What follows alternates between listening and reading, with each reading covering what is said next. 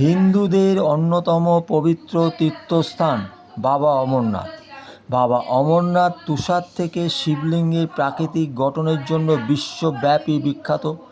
পবিত্র গুহায় এই ঐশ্বরিক যাত্রা কেবল শ্রাবণ মাসে অর্থাৎ জুলাই এবং আগস্ট মাসে খোলা হয়, কারণ এই মাসগুলিতে পবিত্র গুহায় প্রবেশ করা খুব সহজ, কারণ তখন এই সময় কুয়াশা ভাব থাকে না, ঠান্ডা ভাব থাকে না।